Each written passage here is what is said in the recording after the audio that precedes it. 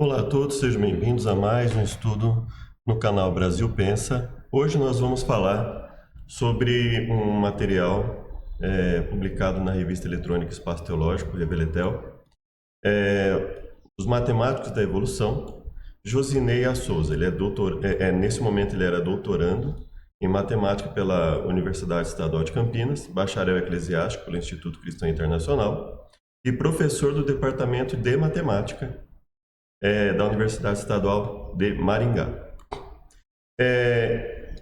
Eu entendo que ele seja o mesmo que publicou depois esse artigo na Revista Brasileira de História da Matemática em 2021 e tem o nome Os Matemáticos da Evolução, Complexidade Especificada. E hoje nós vamos falar desse artigo, posteriormente nós vamos em outro vídeo falar desse outro. Me parece que ele tem não sei se por causa do local em que ele teve que publicar, aqui é numa revista teológica, de espaço teológico, aqui da História da Matemática, não sei se houve alguma mudança especificamente por causa disso, mas aqui nós temos 5 anos de distância de um para o outro e nós vamos poder comparar. Não falo e não leio necessariamente inglês e outras línguas, então à medida que aparecer alguma coisa aqui que eu tiver que ler, eu vou tentar ler de uma forma que fique inteligível, né, para quem esteja assistindo. Então vamos começar. Esse é o material, Os Matemáticos da Evolução. Ele fala: este manuscrito apresenta um delineamento das incursões de matemáticos na teoria da evolução. A ideia central consiste em mostrar o papel fundamental da matemática no aprimoramento do mecanismo darwiniano, destacando-se uma reformulação teórica baseada nas leis da natureza e no componente metafísico. Nós vamos ver que as críticas à teoria da evolução elas são fortes e elas beiram a impossibilidade. Então, seria mais aqui uma tentativa de dizer assim, apesar de tudo isso, eu ainda creio na teoria, né? Então, vamos lá? Eu vou ler, se você quiser ler o artigo todo, ele está aqui, você pode procurar a Reveletel, tá? Esse é o ISSN 2177-952X, volume 10, número 17, janeiro a junho de 2016, páginas 54 a 70. Então, aqui está o e-mail dele, né? E eu vou ler as partes que eu marquei aqui, se você quiser o artigo todo, por exemplo, revistas pucsp.br/index.php/Reveletel. Embora o trabalho de Darwin tenha, de certa forma, contribuído com o conhecimento científico na escala microevolutiva, contribuído com o conhecimento científico, isso ele argumentando, né? Científico na escala microevolutiva, que considera pequenas variações de uma espécie para a mesma,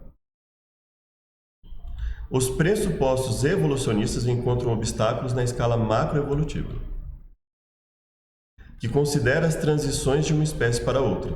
Então, basicamente a ideia de que um primeiro ser, uma protocélula, foi se desenvolvendo, se tornou o primeiro ser menos complexo que se possa imaginar, que já é extremamente complexo, até chegar no ser humano. Então, haveria obstáculos nisso, né? Discussões generalizadas, ao contrário do que se imagina de haver um consenso desde sempre, né, sobre problemas com o mecanismo darwiniano, perduram desde a época em que Darwin fazia suas pesquisas. Desde aquela época ele alega que já havia essas discussões. As controvérsias têm incitado uma das maiores polêmicas dos meios científico e filosófico, visto que vários aspectos da teoria da evolução contrariam leis da física e da matemática. São talvez as conhecidas singularidades, né? Olha, ninguém nunca viu, ninguém sabe se existiu, mas em um ambiente altamente controlado, altamente planejado, retirando-se todos os pontos negativos e valorizando demais os pontos teoricamente positivos, e contrariando todas essas leis, aí nós conseguiríamos aí o ambiente necessário para isso, né? Então, vários aspectos contrariam leis da física e da matemática e entram em conflito direto com a cosmovisão criacionista, envolvendo as grandes religiões do mundo. Essa questão nós não vamos entrar nesse mérito, mas, veja só, contrariam leis da física e da matemática. Isso já seria o suficiente para nós nos preocuparmos com isso, né? O interesse de matemáticos em biologia se consolidou principalmente após a revolução na biologia molecular, em que a biomatemática se tornou uma disciplina em franca expansão. Então, seria até bom a gente marcar aqui, né, a questão biomatemática. Biomatemática. Em geral, os matemáticos descobriram que o mecanismo darwiniano seria viável matematicamente somente se poderosas hipóteses fossem agregadas. Então, viável matematicamente, só seria viável matematicamente somente se, ou seja, seria um exemplo de se e somente se poderosas hipóteses fossem agregadas, ou seja, eu precisaria agregar uma série de coisas a isso para que isso fosse ao menos viável matematicamente. Não significa que fosse provado, não significa que fosse determinado como fato. Mais ou menos assim, para ter alguma possibilidade, alguma viabilidade matemática, somente se poderosas hipóteses fossem agregadas, as quais a teoria de Darwin não fornece. As quais a teoria de Darwin não fornece. Então, veja, somente se determinadas circunstâncias que a teoria não fornece. Os matemáticos também confirmaram as inconsistências da teoria darwiniana com respeito a... confirmaram as inconsistências da teoria darwiniana com respeito à extrapolação da micro para a macroevolução, previamente apontadas por cientistas de outras áreas como a geologia e a genética. Então, o que ele está dizendo aqui, segundo o que ele pôde estudar, os matemáticos apontaram que a geologia e a genética, ou seja, geólogos e geneticistas, já haviam alertado sobre essa extrapolação, né, da micro para a macroevolução, e que essa extrapolação teria inconsistência, ou seja, ela não tem base não teria base para afirmar isso. Uma das mais conhecidas incursões matemáticas em evolução ocorreu em uma conferência no Instituto Wistar de Anatomia e Biologia da Filadélfia, Estados Unidos. Em linhas gerais, o que eles teriam apresentado? Os matemáticos apresentaram argumentos contundentes sobre a viabilidade matemática de se produzir complexidade por meio de processos aleatórios de seleção natural. O consenso geral dos muitos participantes dessa conferência, não é? Seria o quê? Que o neodarwinismo não era matematicamente defensável. Então, veja, ao contrário do que muitos afirmam, durante a história foram apontados problemas e que o consenso geral nesse momento específico foi de que o neodarwinismo não era matematicamente defensável. Faremos agora um delineamento das incursões de alguns dos mais respeitados matemáticos que se envolveram com a teoria evolucionária. Stanley Ulam. Stanisław Marcin Ulam, né? 1909 e 1984, mais conhecido como Stanley Ulam, foi um renomado matemático de origem polonesa que ficou mundialmente conhecido por sua capacidade computacional, revelada principalmente no período crítico da Segunda Guerra Mundial. O que ele teria apontado? O interesse de Ulam pela biologia foi extremamente importante para o desenvolvimento científico, tanto pelos seus trabalhos sobre autômatos celulares, biologia populacional, reconhecimento de padrões e espaços biométricos, quanto pela sua análise matemática dos processos evolucionários.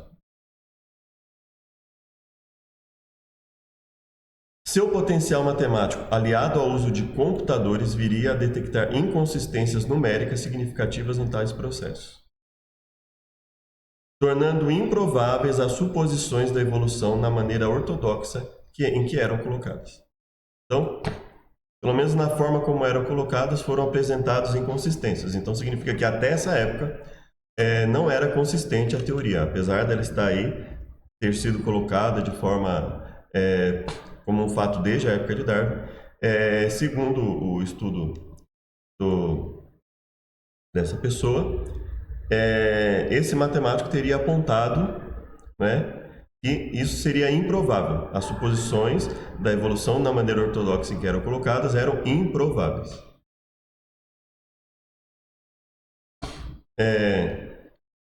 Ele foi incisivo em seu discurso.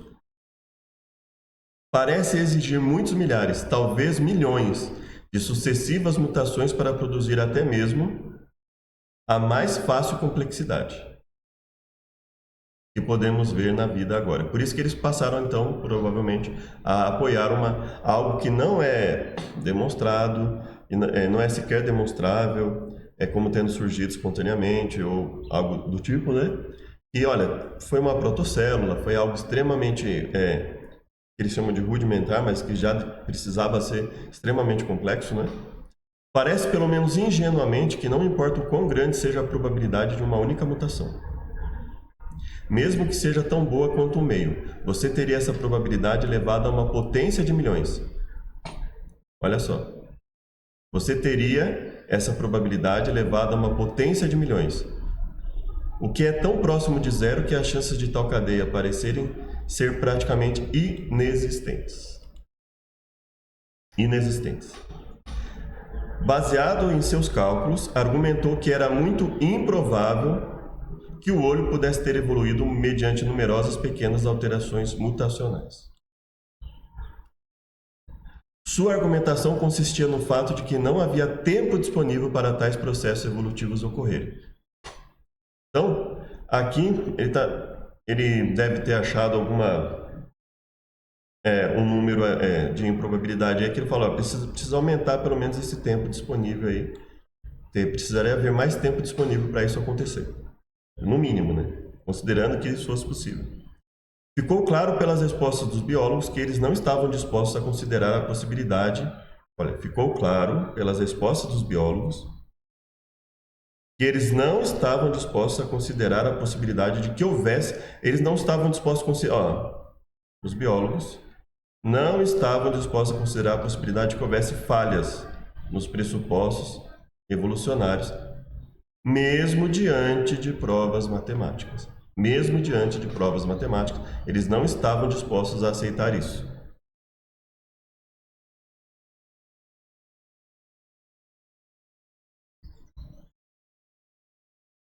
Olha aqui, ele comenta, inclusive, o que teria levado a essa conclusão. Olha. Biólogo Ernst Mayr, não sei, fez o seguinte comentário. Então, tudo que estou dizendo é que nós temos tanta variação em todas essas coisas que de um ou de outro modo, mediante o ajuste desses números, quer dizer, se a gente forçar bastante, se a gente manipular bastante as condições para tentar mexer nesses números, então eu me conforto em saber que a evolução ocorreu. Então, era mais uma questão de fé do que necessariamente algo que pudesse ser visto como um fato, né? Ou mesmo como uma possibilidade coerente. O Land escreve na primeira seção do artigo que o debate com os biólogos foi mal entendido e que poderia ter deixado a impressão de que seus resultados julgavam os processos evolucionários completamente improváveis. Então, eu acredito que isso aqui poderia mais ser atribuído a uma pressão que ele sofreu depois de ter apresentado esses dados do que ter sido efetivamente um mal entendido. Ele então esclarece que um processo envolvendo somente mitose, sem produção sexual ou algum processo de transferência, seria demasiadamente lento. Mais precisamente, ele notara que o tempo necessário para a formação de uma característica em um organismo, tal como o desenvolvimento de um olho por uma sequência de mutações favoráveis, entre aspas, consecutivas, é extremamente longo, se não assumir algo como reprodução sexuada na população.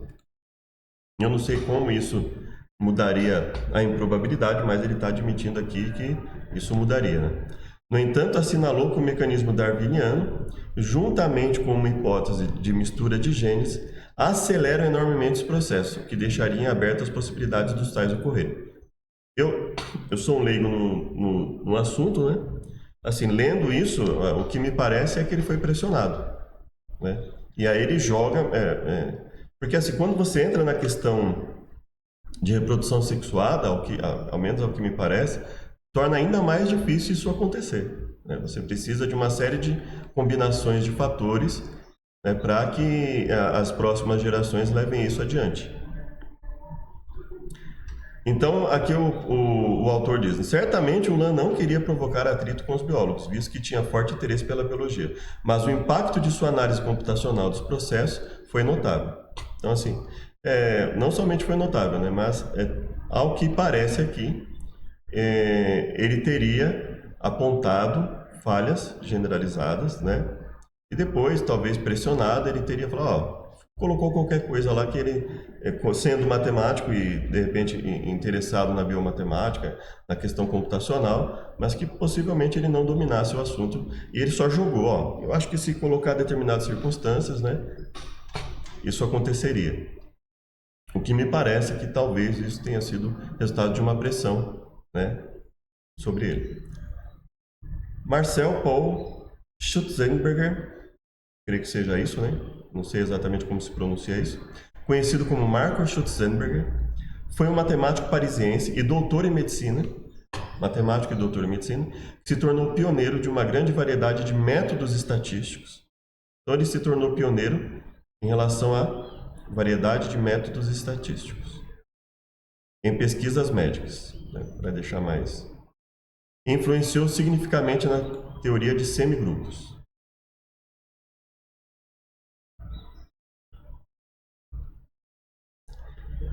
Bom, o Schutzenberger assumiu uma postura, né, não sei, assumiu uma postura agressiva contra devotos do neodarwinismo.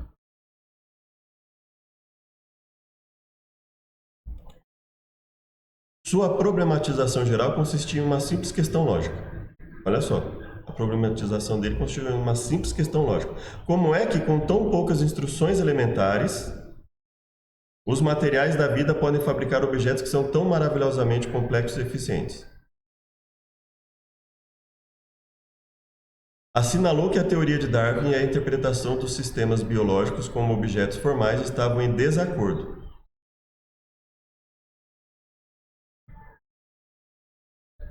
Uma vez que os processos aleatórios são degradantes em contextos formais. Processos aleatórios são degradantes em contextos formais. Então, quer dizer, você precisaria inventar um contexto em que isso seria benéfico, né, para justificar, por exemplo, o desenvolvimento disso.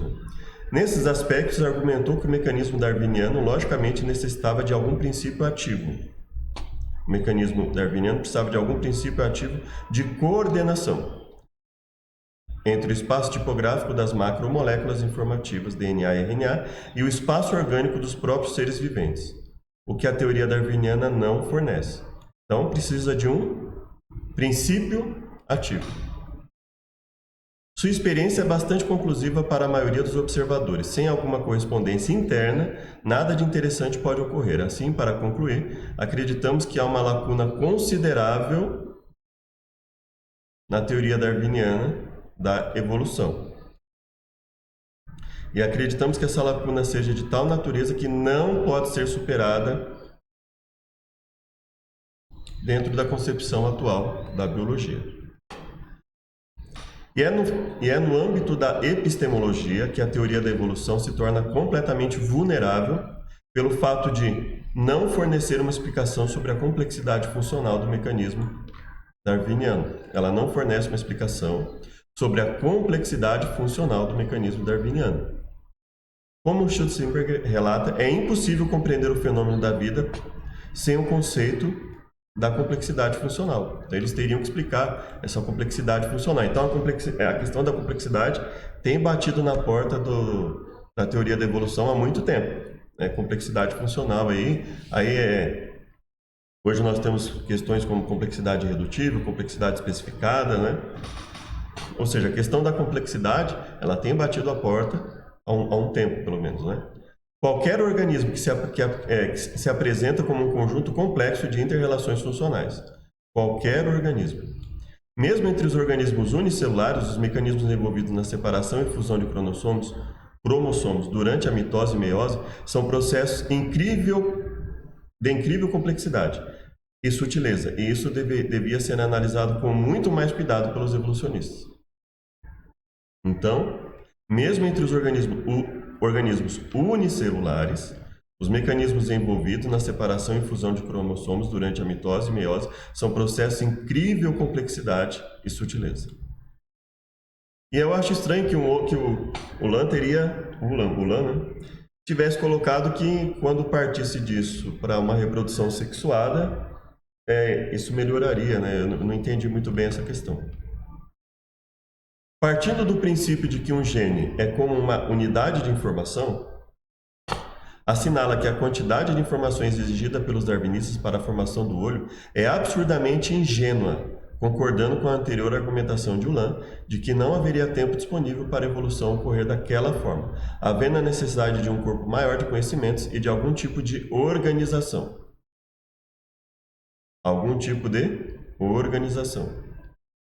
Não haveria tempo disponível para a evolução ocorrer daquela forma, né? A quantidade de informações exigida pelos neodarwinistas para a formação do olho é absurdamente ingênua. Então vejam que esses problemas não são novos, esses problemas não são colocados por pessoas que necessariamente não acreditavam na evolução. O que é realmente significativo é a combinação de suas interações em cascata, as quais expressam uma organização cuja complexidade a tecnologia humana ainda não é capaz de analisar. Então, ou seja, complexidade que mesmo com muito desenvolvimento ainda era algo incapaz de ser analisado. Ou seja, basicamente os pressupostos são que se eu tiver muita tecnologia envolvida, muito planejamento e manipulação de condições extremamente favoráveis para o evento, ele vai ocorrer. E aí, ao invés dessas pessoas dizerem assim, bom, isso, para que tudo isso ocorra com tamanha tecnologia, com tamanho planejamento, envolvendo a mente de tantas pessoas envolvidas, que dentro de suas próprias áreas, elas tenham que planejar algo estritamente benéfico, isso está caminhando para uma criação, algo planejado, e não para algo que tenha simplesmente aparecido no mundo. Da não vida para vida, da vida simples para complexa. Né? Então vejam, o que eles costumam falar, a cada experimento que nós fazemos, nós comprovamos a evolução sem a necessidade de um planejador, de um criador. Só que tudo que eles cada vez mais comprovam é que é necessário muita tecnologia, é necessário muito planejamento, é necessário a combinação de uma série de fatores que precisam ser planejados por mentes distintas, extremamente especializadas em suas áreas, para que eles consigam remover todo e qualquer tipo de dificuldade e supervalorizar uma série de eventos favoráveis, uma série de situações favoráveis, aí determinados fatores vão ocorrer, mesmo admitindo que não existe isso não foi verificado em nenhum ambiente e que esse ambiente precisaria ser fabricado, mas tudo isso, longe deles entenderem isso como algo que precisa de um planejador, precisa de um criador, eles entendem isso como algo que simplesmente apareceu. De alguma forma, né? Ele era convicto da impossibilidade do olho ter se formado do acaso conforme a esquematização evolucionista. Então, ele era convicto disso. Da impossibilidade de ter ocorrido. Ainda na entrevista de 1996, veja, 1996, quanto tempo a teoria da evolução já havia sido colocada como um fato. Ele argumentava que não há como prever se esta ou aquela espécie, ou se essa ou aquela variedade será favorecida ou não como resultado de mudanças no ambiente. 1996. Ele argumentava isso. Que não há como prever se esta ou aquela espécie, ou se essa ou aquela variedade será favorecida ou não como resultado de mudanças do ambiente. Então, assim, não tem como bater o martelo, não tem como afirmar que isso aconteceria e que exatamente a espécie mais favorecida, né? Não somente a espécie mais apta é que seria favorecida pelas mudanças do ambiente, de modo a que isso ocorresse constantemente. Em um deserto, por exemplo, as espécies que morrem rapidamente são aquelas que necessitam de mais água. Mas não há como explicar o surgimento entre os sobreviventes daquelas estruturas. Veja só. Em um deserto, as espécies que morrem rapidamente são aquelas que necessitam de mais água. Ok. Mas não há como explicar o surgimento entre os sobreviventes daquelas estruturas cujas características lhe permitem resistir à aridez. Não dá para explicar o surgimento disso. Isso, ou seja, basicamente precisaria estar lá. Questões não esclarecidas como essa revelariam que a tese da seleção natural é um instrumento fraco de prova da evolução. A tese da seleção natural como instrumento fraco de prova da evolução, isso em 1996.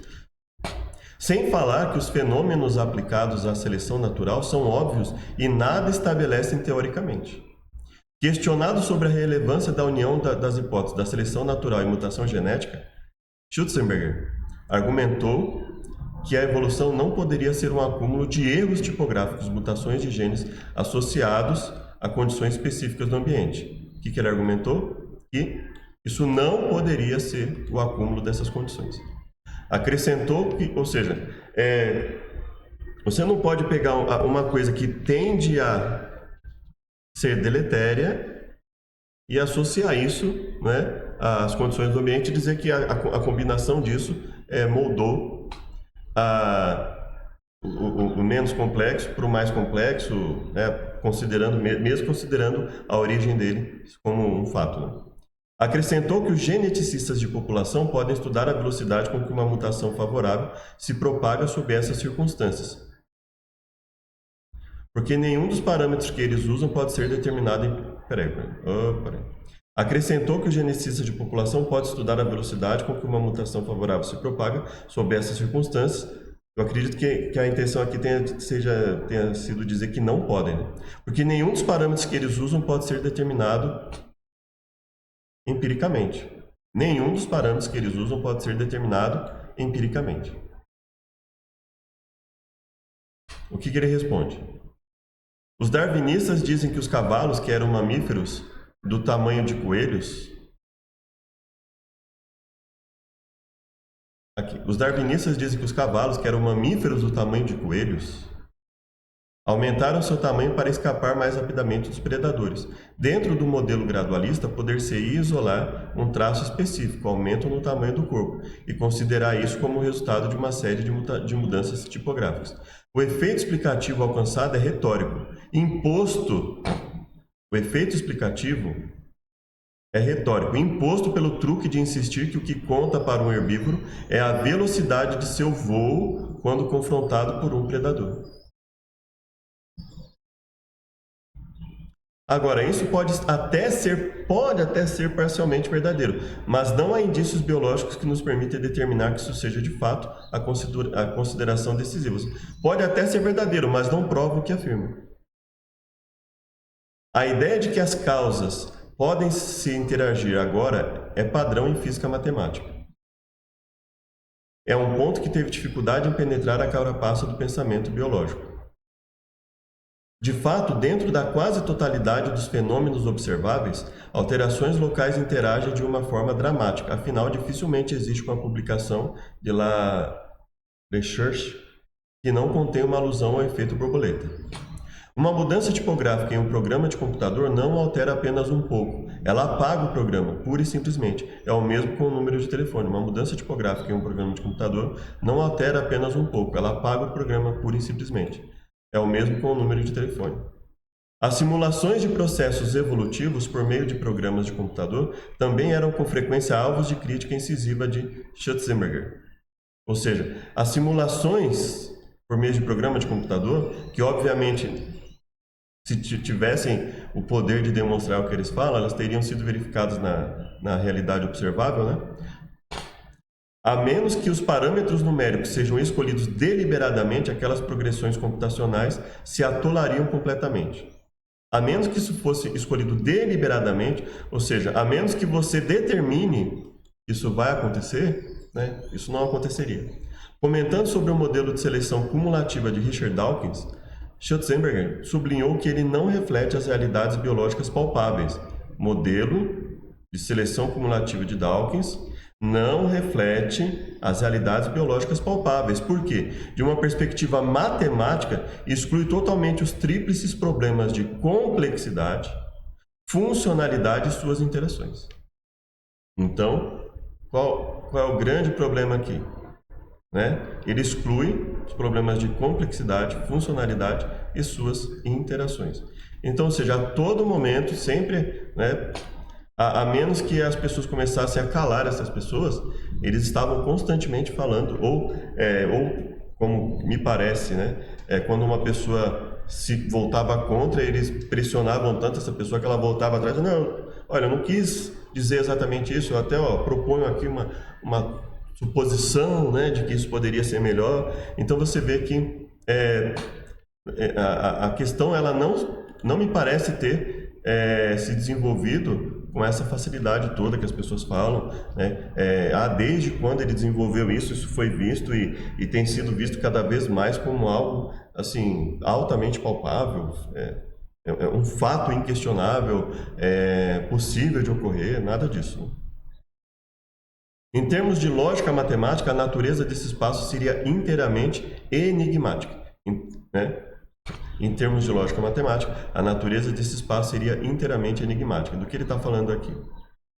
Ele sugere a formalização da complexidade funcional baseada na construção de um espaço relevante, onde uma das coordenadas serviria como fio de Ariane, orientando o sistema que evoluiria de forma mecânica para seu objetivo. Mas tal construção dependeria de uma análise preliminar de todas as trajetórias possíveis e de uma estimativa da distância média até o objetivo, o que estaria fora do alcance do estudo empírico. Basicamente, ele está dizendo assim, se você especular bastante algo que não é observável no mundo real, aí talvez você consiga tornar isso possível. Pelo menos é o que me pareceu aqui, né? Em síntese, Schutzenberger assinala que o mecanismo darwiniano se sustentava em uma cadeia infindável de milagres. Ele assinalava que o mecanismo se sustentava em uma cadeia infindável de milagres. Uma macromutação não degenerativa seria um primeiro exemplo de milagre. Ou seja, uma macromutação não degenerativa, uma macromutação não degenerativa, ou seja, uma macromutação que não fosse deletéria, que não fosse prejudicial, ela seria o primeiro exemplo de milagre. Isso seria a primeira. As outras seriam uma sucessão de milagres. Outros milagres ocorreriam na instrução para as grandes progressões e tendências evolutivas, como a elaboração do sistema nervoso, a internalização do processo reprodutivo, a aparência do osso, surgimento das orelhas, cuja acumulação teria o efeito de aumentar a complexidade, e a eficiência de vários organismos. Então veja, ao contrário do que talvez a gente veja no próximo artigo, que ele falou para a Revista Brasileira da História da Matemática, esse aqui, né? E que talvez ele tenha, né? Não necessariamente ele explica se ele mudou de posicionamento ou não, mas ele foi bem mais incisivo, né, o autor, ao colocar esses problemas aqui do que parece ter sido lá, mas a gente vai analisar depois.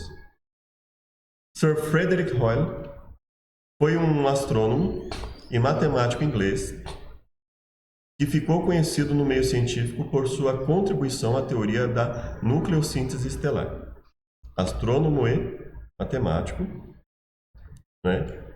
Estudou matemática da Universidade de Cambridge, onde concluiu o Mathematical Tripos, não sei exatamente, em 1936, sendo galardoado com o prêmio Mayhew, como o melhor aluno de matemática aplicada. Propôs a cosmologia do estado estacionário. Que viria a ser alternativa à teoria do Big Bang. Então, 1915 aqui até 2001, né, ele propôs algo que seria alternativa à teoria do Big Bang. Foi ele que cunhou a expressão Big Bang da pré-existente teoria da criação do universo. embora tenha usado o termo para expressar o seu desprezo por aquela teoria que rejeitava. Foi professor de matemática de Cambridge e liderou o grupo de pesquisa que produziu o famoso trabalho B²FH, B2FH, que viria a ser a pedra angular da nucleossíntese estelar. Então, ou seja, o fato dele ser contra isso não o impediu de ser extremamente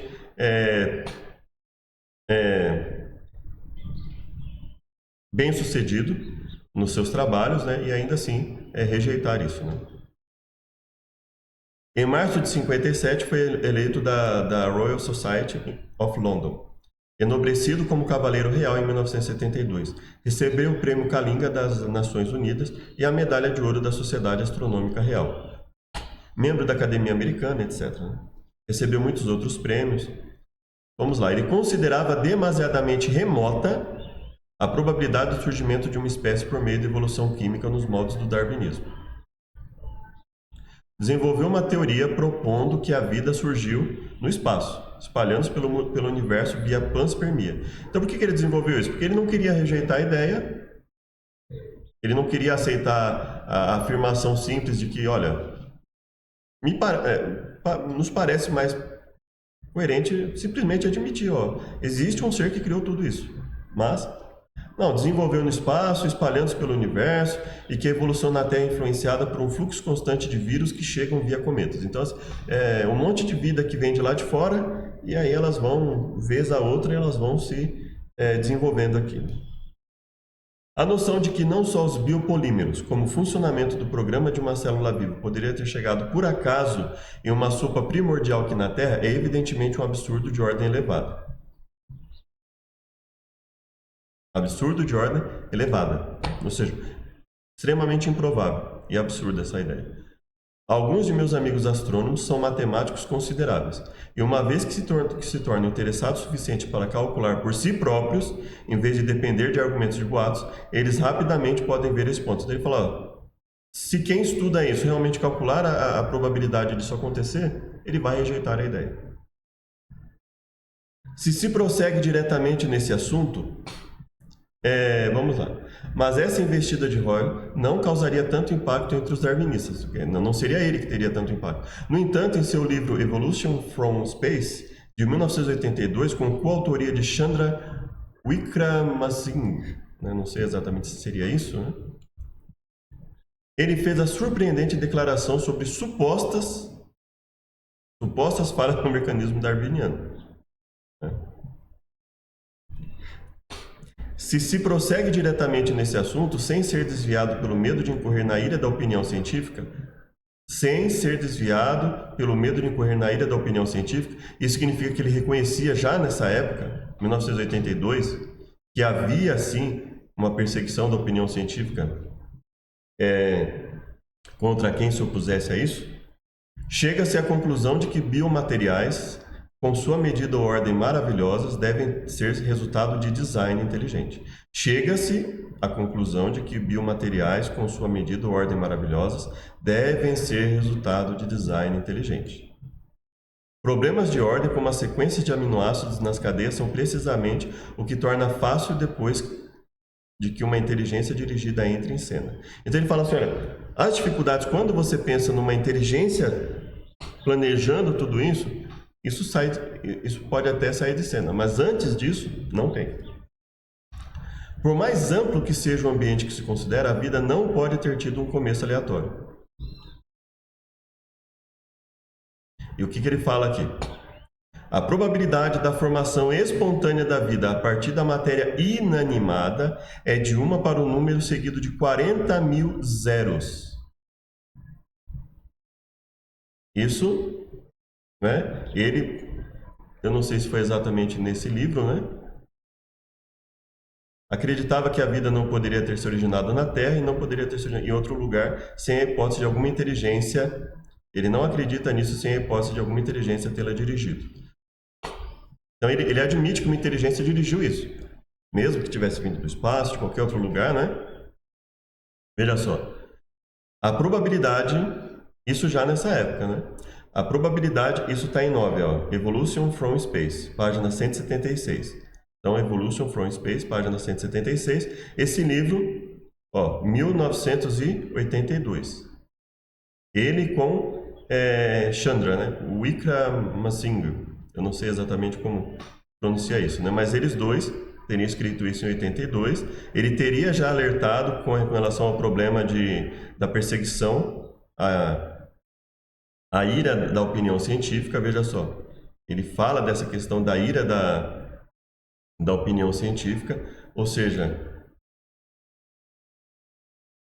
ira da opinião científica, né?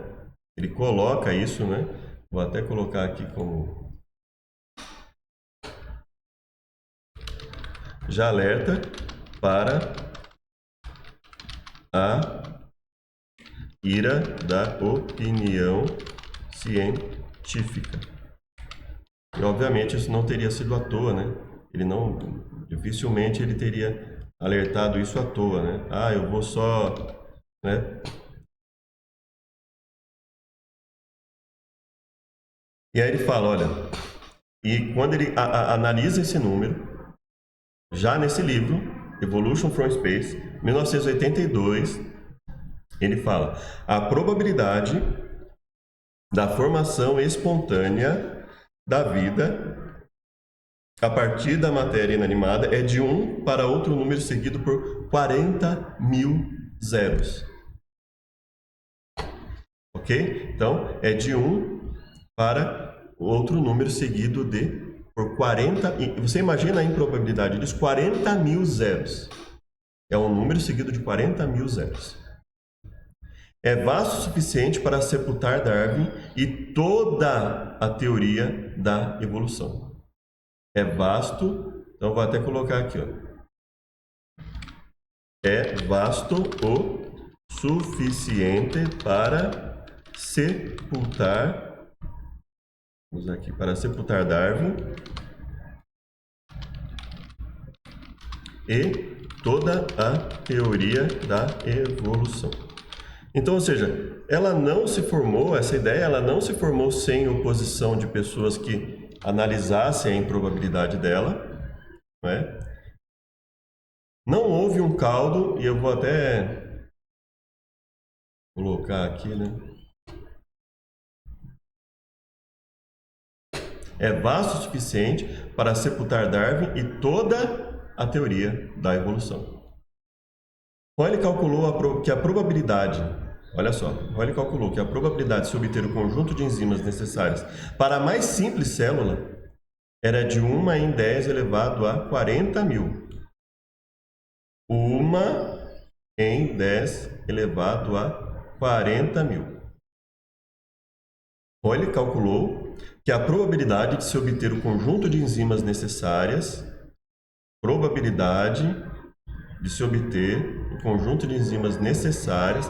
para a mais simples célula, e por isso que eles estão desesperados correndo atrás da chamada protocélula e etc. Porque assim, considerando a mais simples célula, seria de 1 em 40 mil, isso foi o que ele colocou. Visto que o número de átomos do universo é cerca de 10 elevado a 80, olha só, visto que o número de átomos do universo é de cerca de 10 elevado a 80, olha só a dificuldade de se chegar a esse número. Visto que o número de... Então, quando ele foi para a realidade observável, vamos pensar na mais simples célula. A probabilidade de ter ocorrido é de 1 em 10 elevado a 40 mil.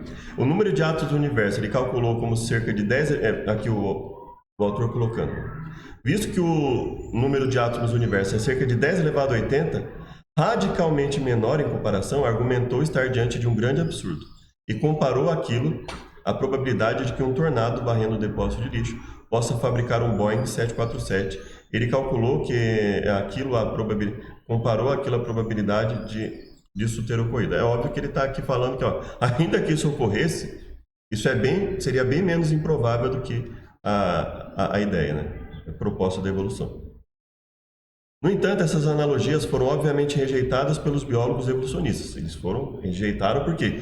Porque as consideravam como argumentos de desespero e que nada provavam contra o mecanismo darwiniano, uma vez que Royle se enganara considerando seleção natural e acaso como conceitos equivalentes. Então, assim, ó, ele se enganou porque ele considerou seleção natural e acaso como conceitos equivalentes. Royle, contudo, apresentaria argumentos mais incisivos sobre as suposições evolucionárias. Ele lembrou que o homem divergiu do gorila há cerca de 7 milhões de anos atrás e, nesse tempo, apenas uma única mutação neutra apareceu para fazer a diferença entre as cadeias de alfa-globina do gorila e o homem. Ele lembrou que o homem divergiu do gorila cerca de 7 milhões de anos atrás e, nesse tempo, apenas uma única mutação neutra, teoricamente neutra, apareceu para fazer a diferença entre as cadeias de alfa-globina do gorila e do homem.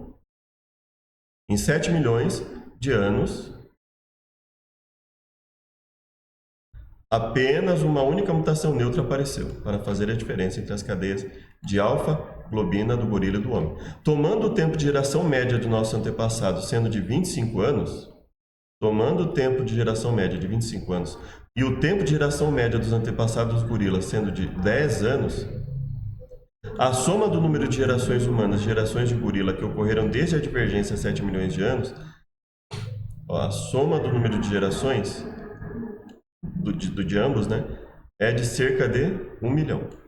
Se a cadeia alfa-globina tinha apenas uma única variação neutra permitida de aminoácidos, a chance de um DNA ter copiado o erro causando uma mudança de qualquer aminoácido específico seria de 1 em 1 milhão de gerações. No entanto, no caso da cadeia alfa, há provavelmente de 20 a 30 alterações neutras possíveis, e qualquer uma delas poderia ter acontecido no total de 1 milhão de gerações desde que o homem e o gorila divergiram na árvore ancestral. A chance de um erro de cópia é, portanto, cerca de 20 a 30 vezes menor do que o que foi calculado, aproximadamente uma em cada 20 a 30 milhões por geração.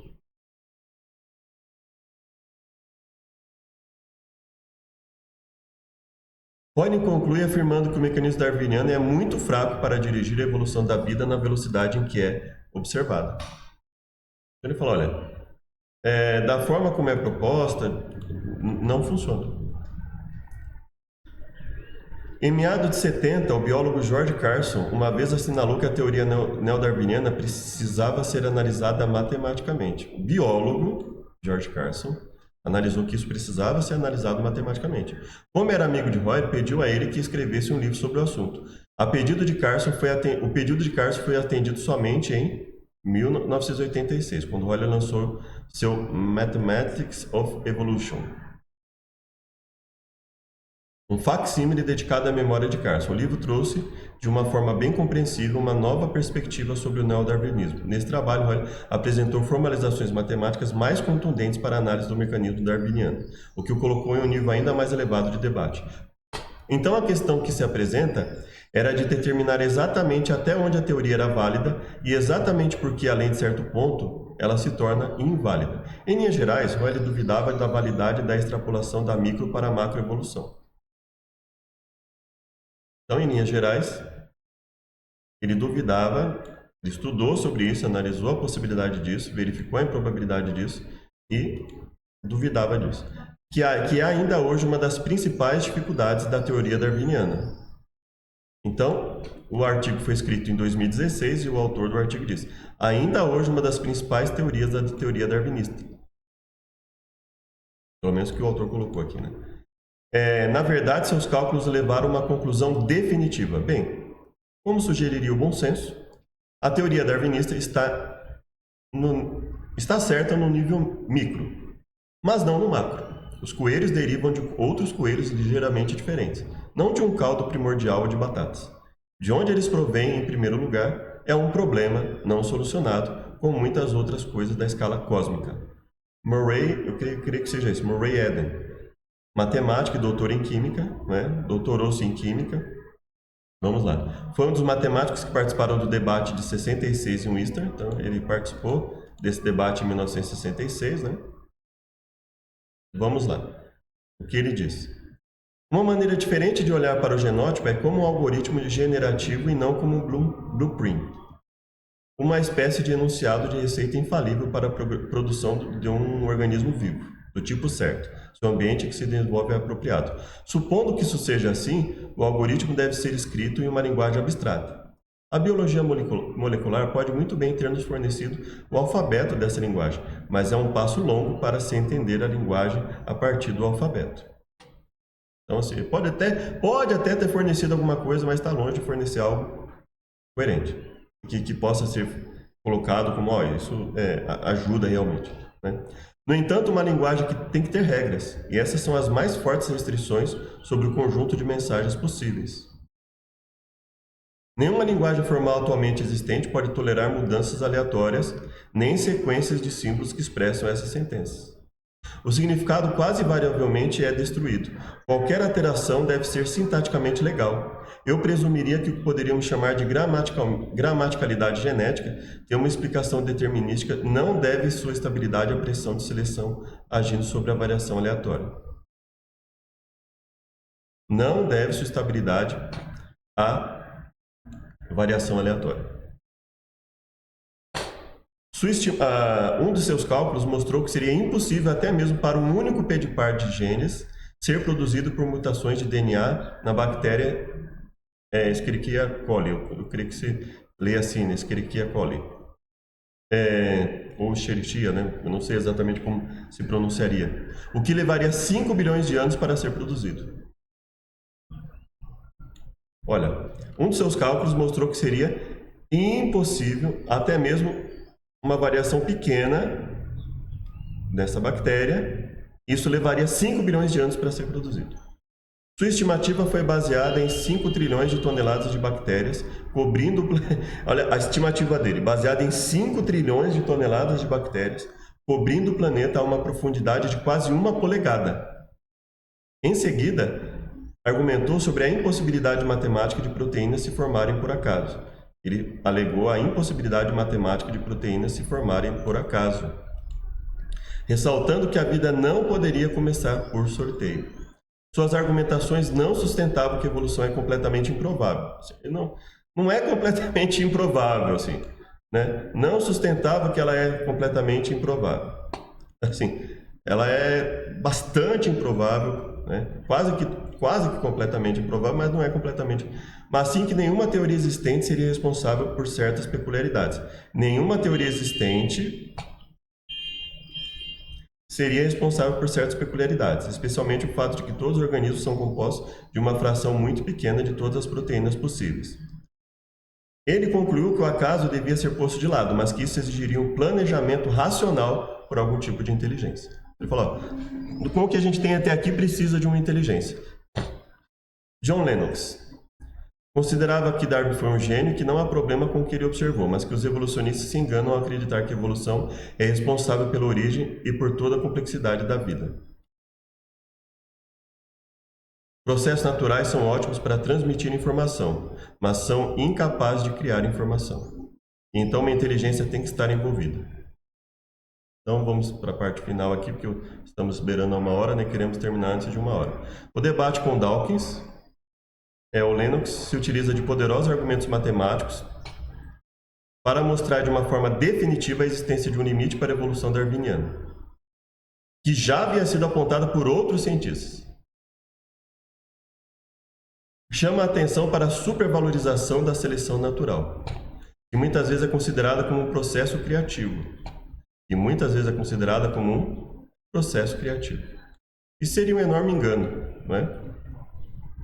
Neste ponto, ficaria evidente a insuficiência da seleção natural em explicar a evolução, visto que ela seria inativa em um ambiente onde os recursos são suficientes para todos os organismos.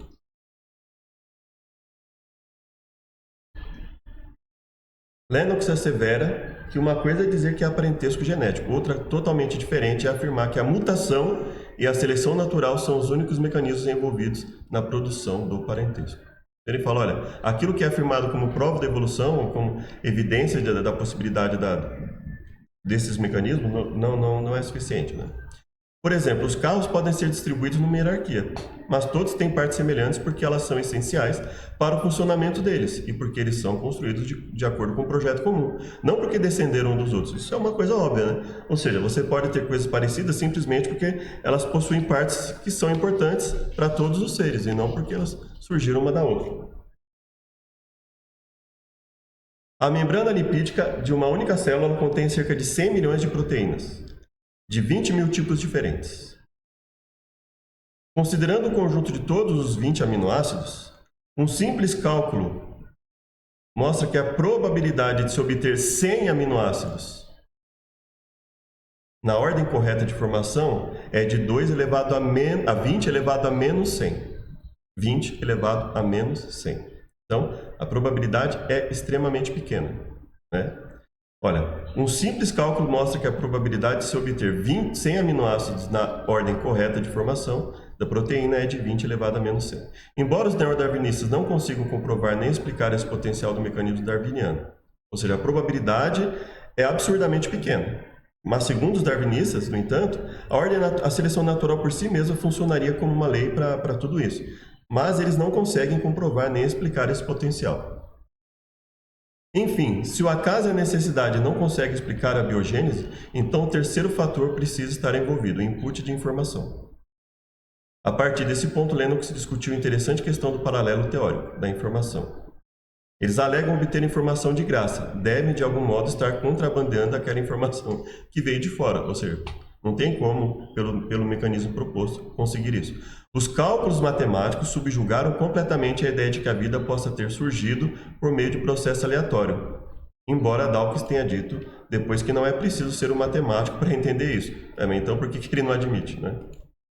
Ficou evidente que programas de simulação de evolução, olha só, ficou evidente que programas de simulação de evolução só funcionariam bem com a adição de algum mecanismo de informação, além da natural necessidade de estabelecer um alvo a ser atingido. Ou seja, de fato, é assim que os simuladores funcionam. Ou seja, os simuladores só funcionam porque presume-se que aquilo tem que funcionar. Só isso que ele está dizendo, né? Pelo que eu entendi. Dawkins sugere que o processo para produzir informação ocorreu como uma peneiração cumulativa. Lennox argumentou que essas simulações não mostram o que os neodarwinistas afirmam demonstrar, ou seja, que um processo... Olha, o Lennox falou, olha, elas não mostram que um processo cego, desprovido de inteligência e não dirigido, tem o poder de formar informação biológica. A modificação de um programa implica ainda mais inteligência. A modificação de um programa implica ainda mais inteligência a um artefato projetado de modo inteligente, o programa original. O mais sofisticado programa biomórfico de Dawkins. Igualmente envolve um princípio de filtração projetado de modo inteligente. Removendo o princípio de filtração, o alvo e o macaco-chefe, o que temos no fim é uma linguagem sem nexo. Conclusão. Os matemáticos foram unânimes em julgar que a vida e as espécies não surgiram por meio de processos aleatórios. O consenso comum dos matemáticos apontou uma considerável fragilidade na na tese da seleção natural. A reação dos darwinistas foi o aperfeiçoamento do conceito. Os matemáticos fizeram menção do efeito borboleta para alertar sobre a possibilidade de pequenas variações gerarem confusões caóticas em um processo. Então, eles vão desqualificando. Embora processos naturais possam transmitir, são incapazes de criar informação. Esta foi, sem dúvida, a crítica mais surpreendente dos matemáticos e revelou uma lacuna na teoria neodarwiniana da evolução que aparentemente não pode ser superada dentro da concepção atual da biologia.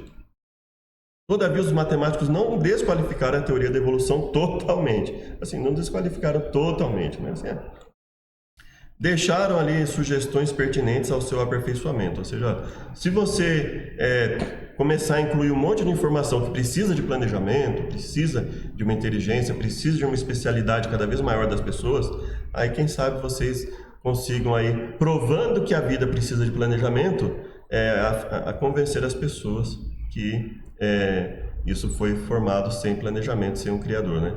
Então, sendo necessário anular por completo as interferências filosóficas, cultivando a humildade e o diálogo. E assim nós esperamos que seja, né? Espero que tenha ajudado, colocando aí alguns pontos do artigo e no próximo vídeo a gente comenta sobre o outro que ele fez em 2021. Até mais.